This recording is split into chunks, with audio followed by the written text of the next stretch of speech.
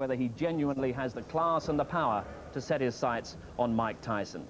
In a few minutes, he'll climb into the ring with Tyrell Biggs, who went a punishing 7 rounds with Tyson. He's a boxer of proven class. Has Britain got another Bruno? Live coverage of Mason against Biggs coming up. All to join Harry Carpenter for live coverage of Gary Mason against Tyrell Biggs. Mason about to make his entrance on the biggest night of his heavyweight career so far.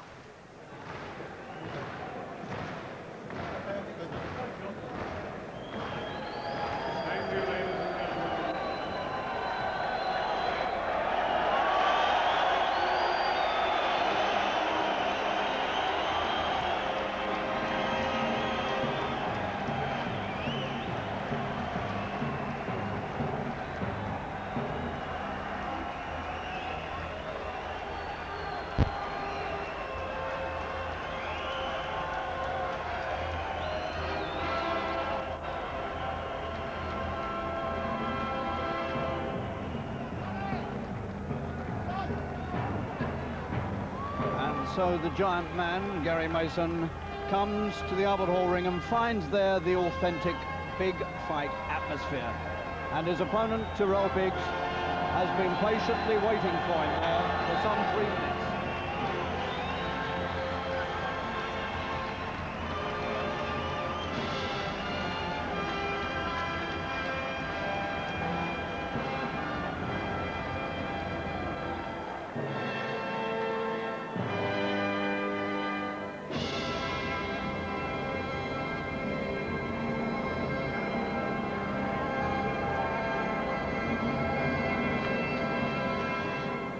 The Richard Strauss fanfare comes to an end, and Biggs is there resplendent in what one could only call a sort of white cowboy jacket.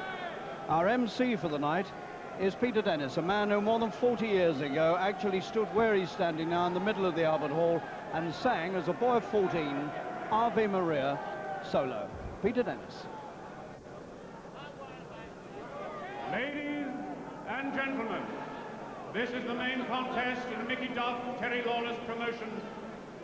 It is an international heavyweight contest of 10 rounds, 3 minutes each round. Introducing from this corner, from Philadelphia in the United States of America, the 1984 Super Heavyweight Olympic champion with 15 wins and only 2 defeats, Tyrell Biggs. And it's fair to say that Biggs looks sleek and fit.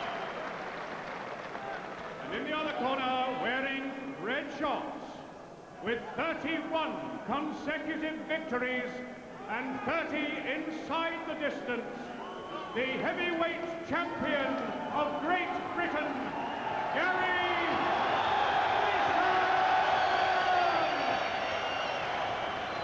Clear to see that Mason, British heavyweight champion, has already captured the public imagination.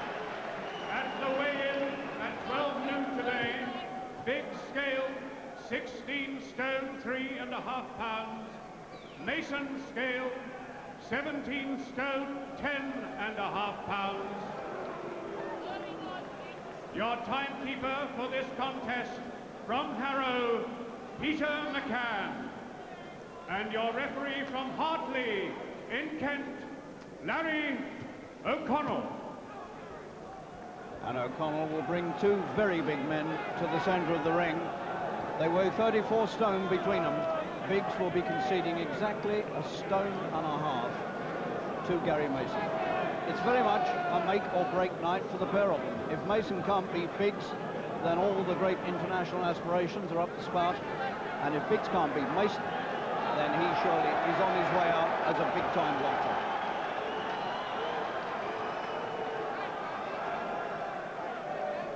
Is Mason ready? Seconds out for a man of Biggs' quality? We shall soon know. Biggs in white.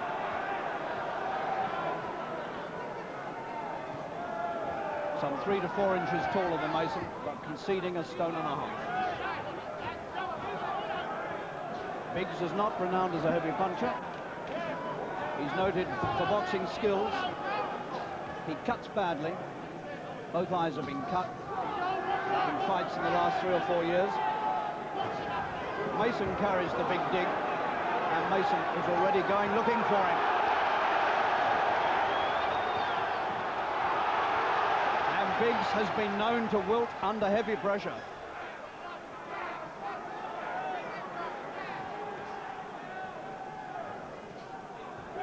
Well, it may be the biggest test of Mason's career, but he's come out looking as though it's just another fight.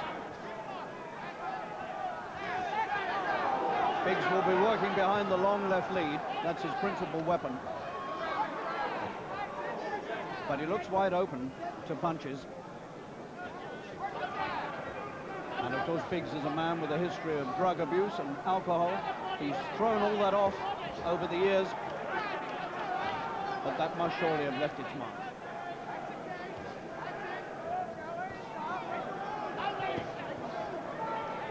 Biggs has had only 2 fights in the last 2 years, and he's lost them both. One to Mike Tyson, and the other to Damiano of Italy. And he got cut in both fights.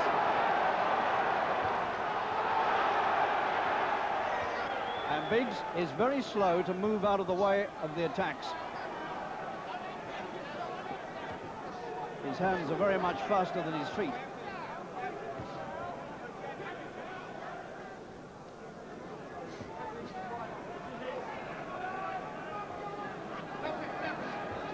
And already the poised look that Biggs came into the ring with has disappeared.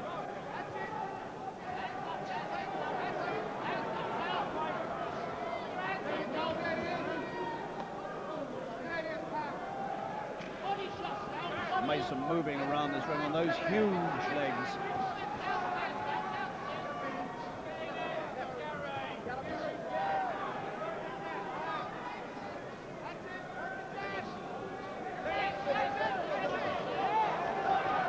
And he mustn't let Biggs get set with the jabs. Biggs confident.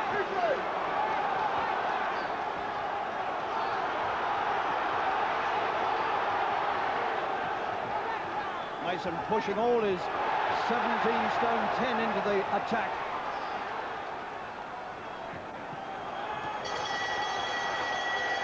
And Mason glares at Biggs as the bell goes. And that was a pretty confident start by the British heavyweight champion. And the Albert Hall is alight with excitement for him. Gary Mason, 26 years old, there's the check. Won all his fights, and look how many he's won inside the distance. But of course, the quality of opposition has not always been quite as classy as it is tonight. But if he does well here tonight, he could be on the way to supplanting Frank Bruno as the #1 heavyweight in Britain, because what nobody knows is whether Frank is going to go soldiering on as a fighter or as a showbiz performer. Tyrell Biggs from Philadelphia, great city for producing good fighters. Joe Frazier came from there. Round 2.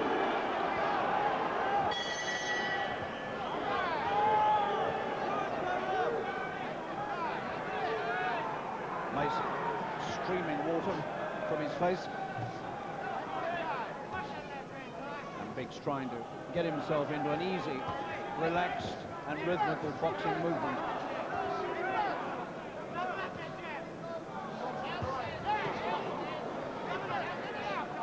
Biggs, of course, was the Olympic super heavyweight champion in Los Angeles in 1984.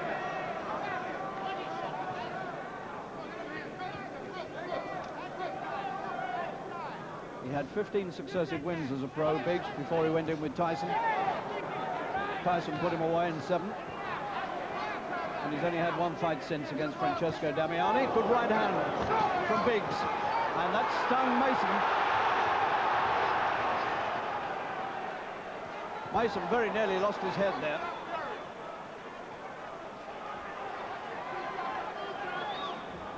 Mason frowning, scowling with concentration.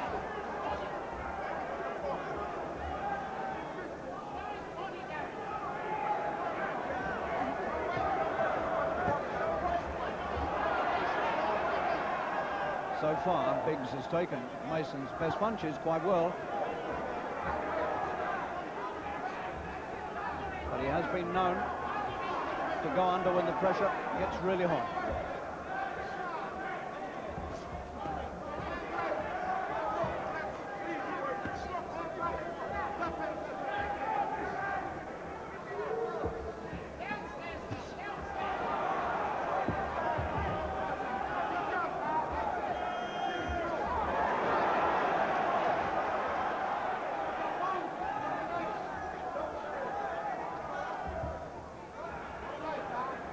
Mason very heavily greased above the right eye. He was slightly cut in training a fortnight ago. If it had happened a day or two later, this fight might have had to be postponed.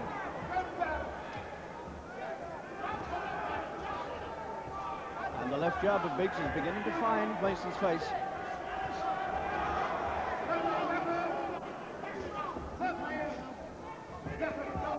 That's a thundering right hand for Mason. Biggs takes it well.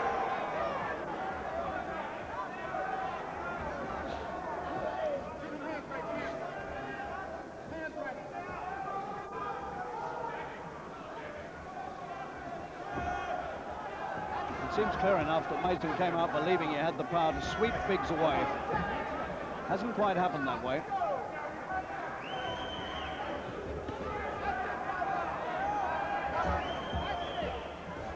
Of the two men, though, Biggs is the one breathing hard. 6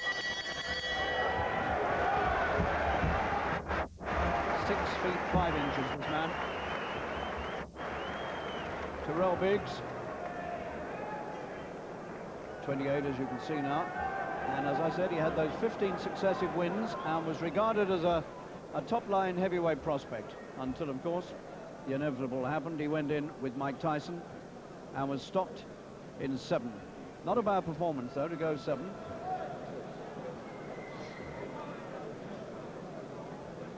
Well, there was one useful right hand from the American here that shook Mason. There it was.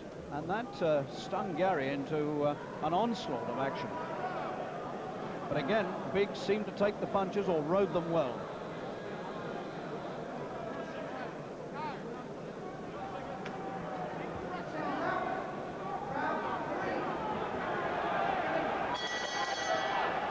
Both men's faces heavily greased.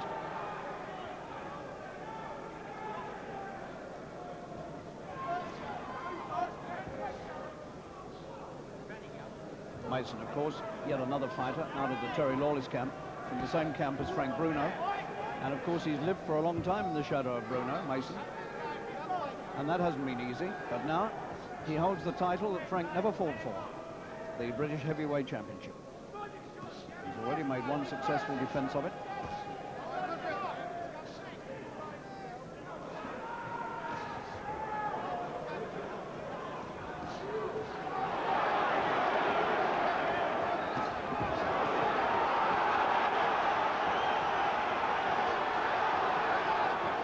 And when Biggs is hurt, he looks most dangerous. And at the moment, the long left lead of Biggs is still doing its work. Keeping Mason at arm's length where he needs to have him.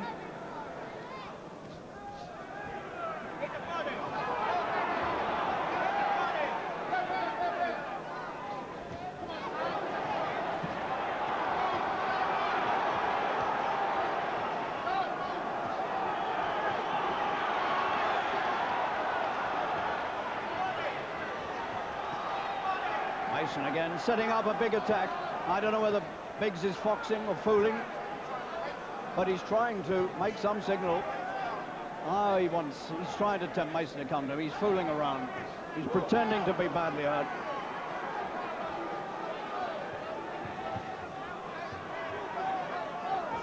Biggs fighting open mouth. He's been breathing hard now for 2 rounds. And looks as though the going is tough. How much of that is real, how much is put on, I'm not sure.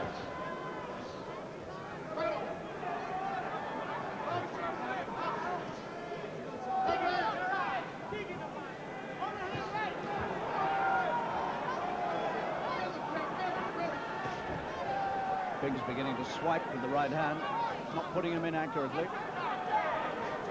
But the left jab, which is his principal punch, he doesn't have much of a right. But is the left enough to keep Mason away from him and to stop Mason doing a lot of damage? He's beginning to clown Biggs. And the lefts and the right still come thundering in on his head. It's round 3.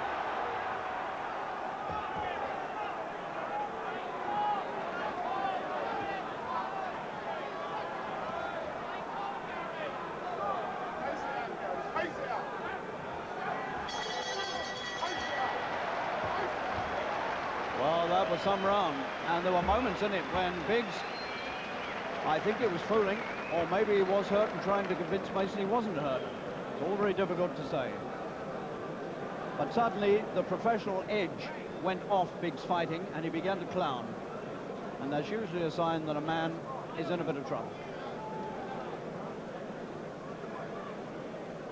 Frank Black on the left, Terry Lawless in the middle, and over on the right-hand side, George Francis. A terrible trio, but what a succession of champions they bring to the ring.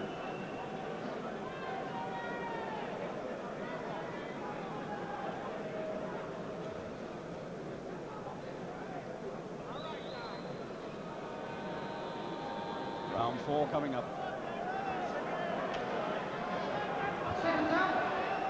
Number 2, Tyrell.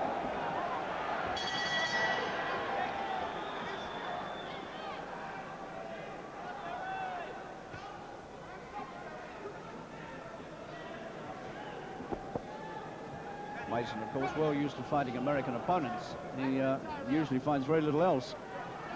He fought his first American opponent in 1986, a man called Charlie Hostetter, and they've mostly been American since, and most of them haven't lasted very long with Mason. But here we are in round 4, which is a little further than Mr. Mason is accustomed to going.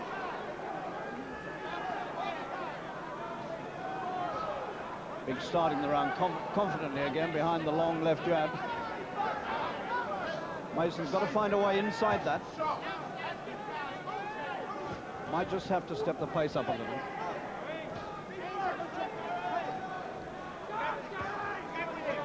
He mustn't let Biggs dominate with the left hand.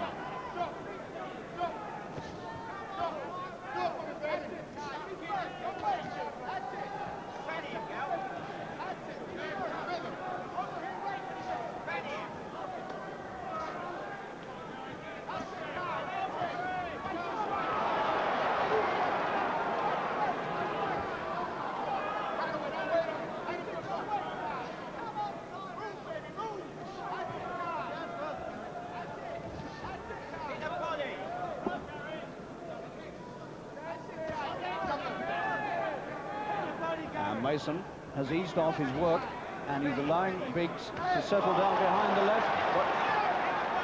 And Biggs clowns again and says, that right hand hurt me. Oh dear. Well, you know, he's putting his tongue out at Mason. I hope this isn't going to deteriorate into a farce.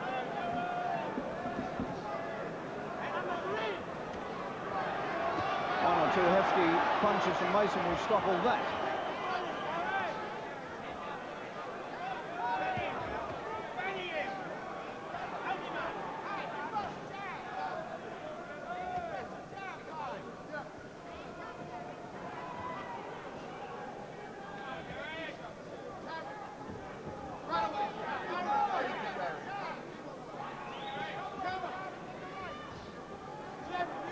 Mason's work has slowed right down.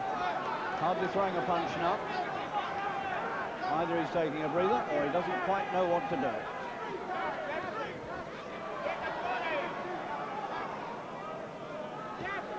He had a period like this against James Tillis, but he came through in the end. But certainly Mason is going to have to step the pace up,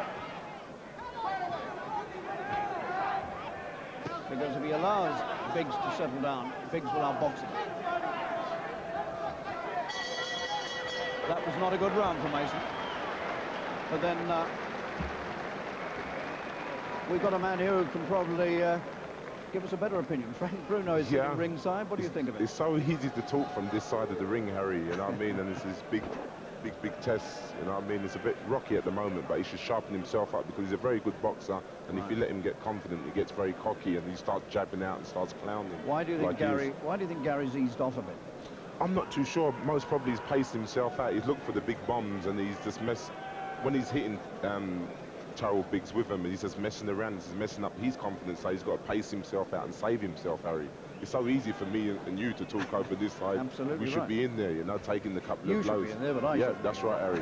You should be making the tea. You don't think he's worried? You don't think he's worried about he can't quite get to the man, do you?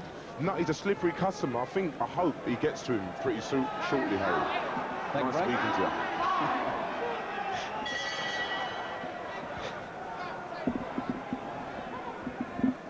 A lot of money to get me out there, I can tell you.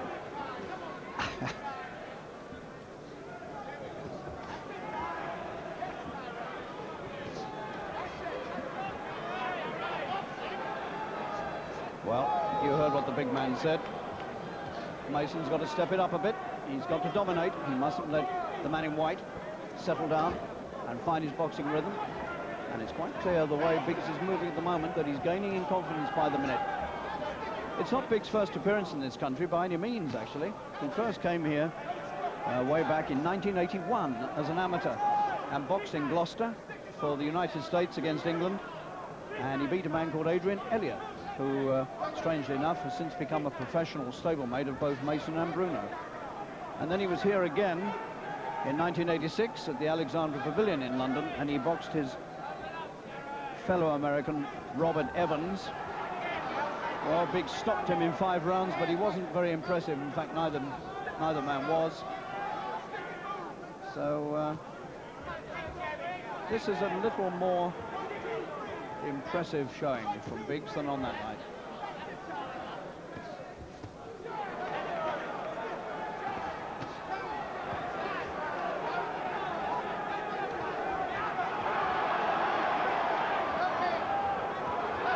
That's a good right hand from Mason.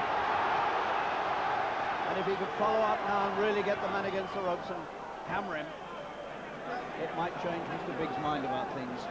Oh, he's thrown him over. That's a stone and a half advantage that did that. Unless Biggs is getting very, very weak on his legs. The big melon slice grin on Biggs' face.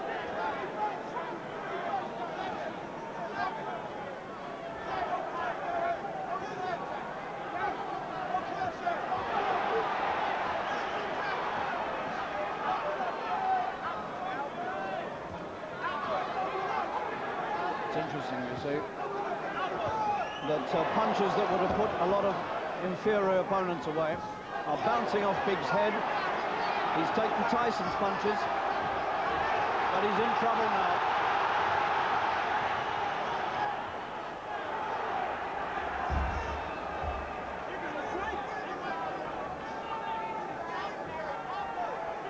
And Mason, when he does, really throw the bombs.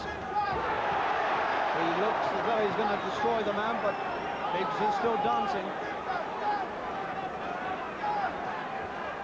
And still flicking the left arm.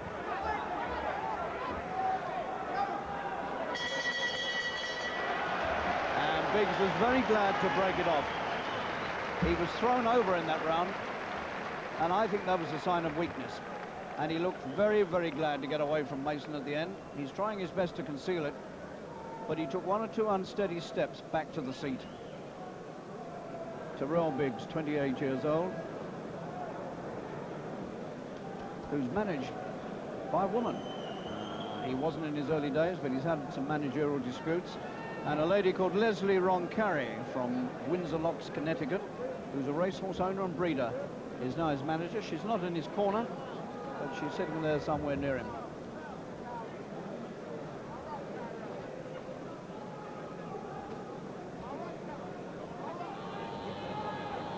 There's the lady in question, Leslie Roncari.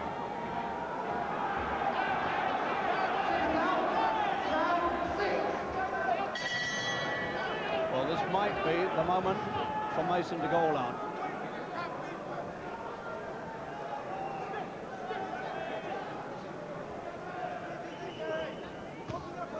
That was a good one to start with.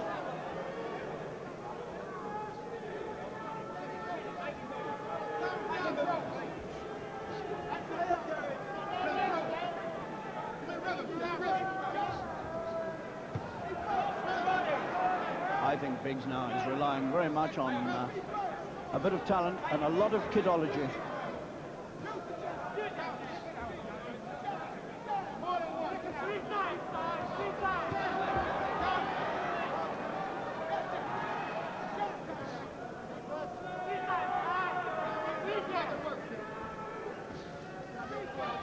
Trying to line him up for the big right hand.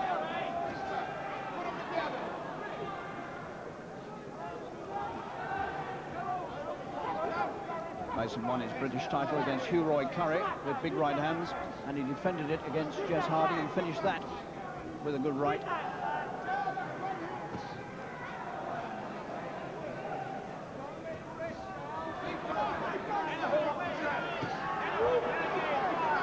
Biggs makes another little try as he gets hit in the body.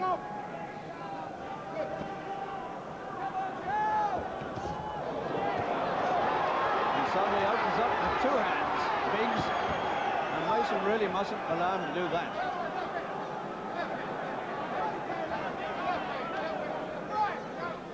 Round 6, Mason swallows hard, sort of staring at his man intently, but throwing far fewer punches than he was in the first 2 rounds.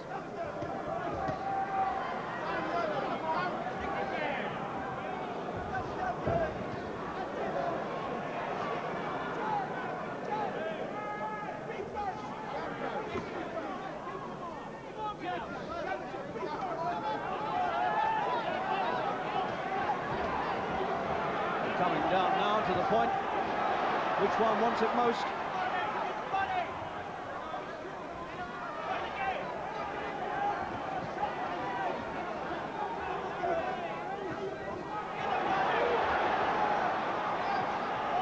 Mason needs to get through with a lot of big rights,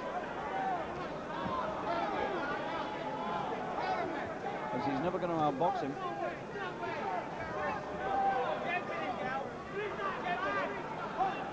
Power simply has to overcome skill here if Mason is to win.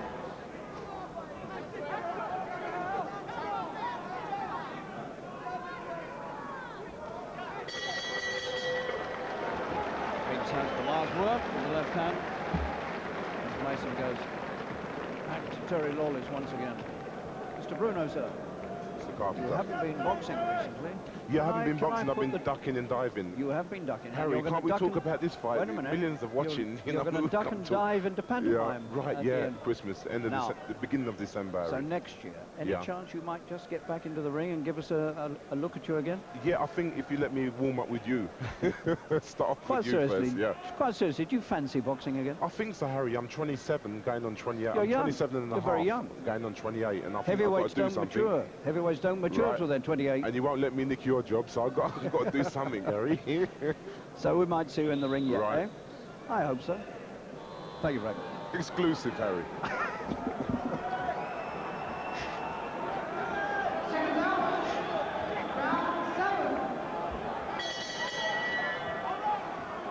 Round 7. So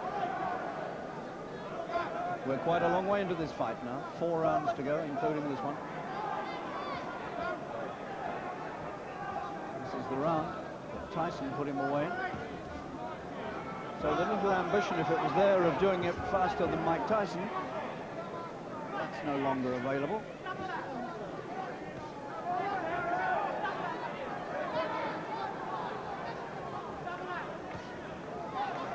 One of the interesting things so far about this fight is that Biggs' eyes have stood up to whatever punishment they've had to take, and he certainly has suffered with his eyes over the years.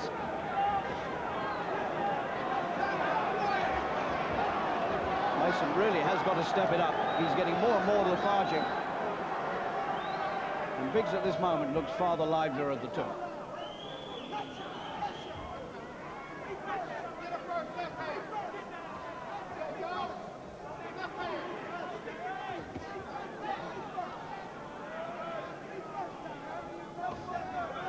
Biggs is a man whose best days were thought to be behind him.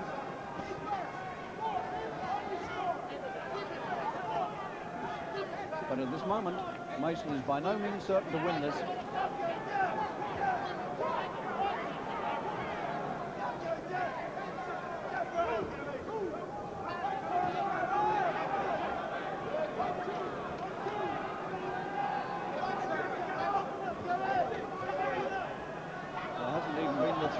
knockdown yet.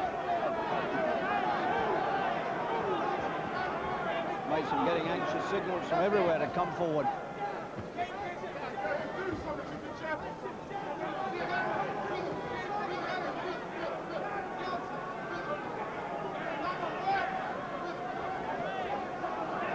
Mason's beginning to look as though he's sold out. Desperate right hand. No direction in it. Looks as though it's almost too much effort to lift the arms now for Mason.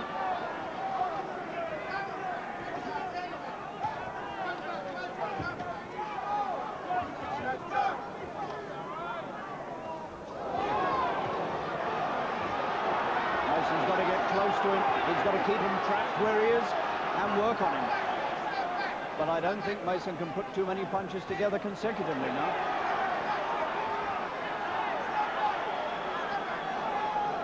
Round 7.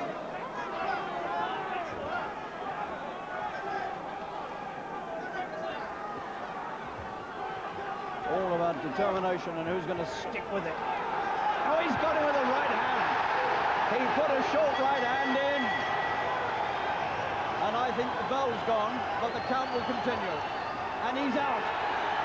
He's counted out just when Mason looked as though he was on the point of letting the whole thing slip. He let a short right hand go, the one he'd been looking for all night. And there it was.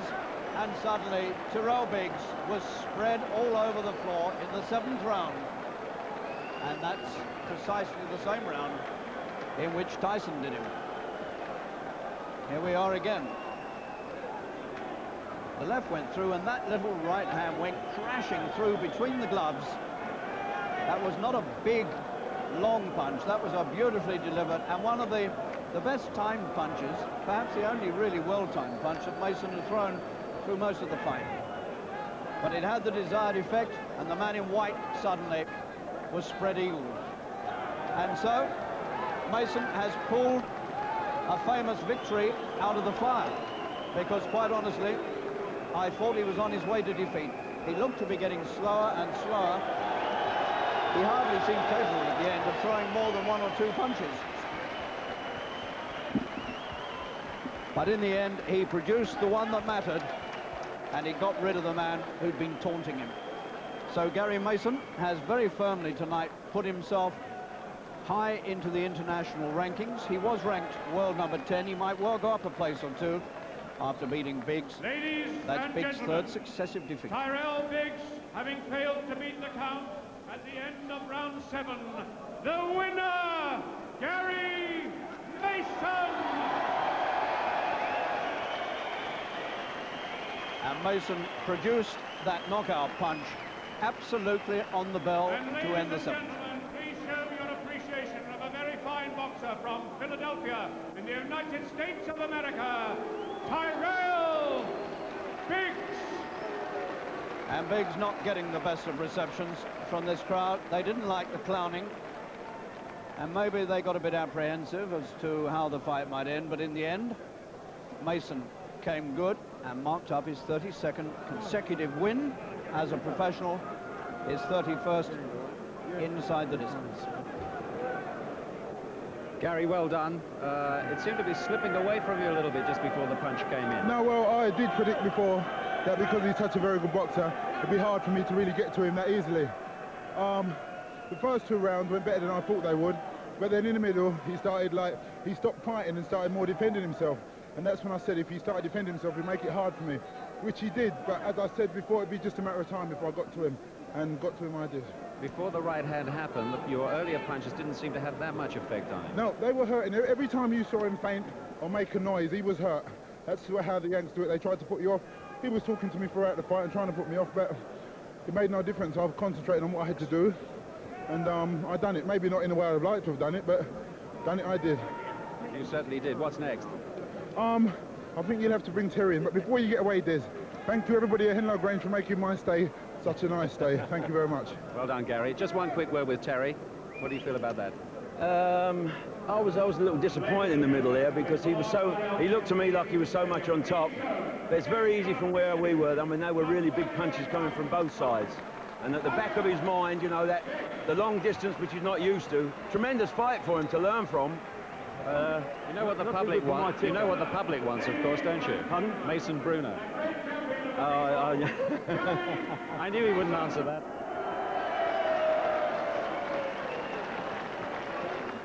Mason Bruno clearly maybe a little way off, but 7th round victory for Gary Mason, same as Mike Tyson beat Biggs. I wonder if that's significant. But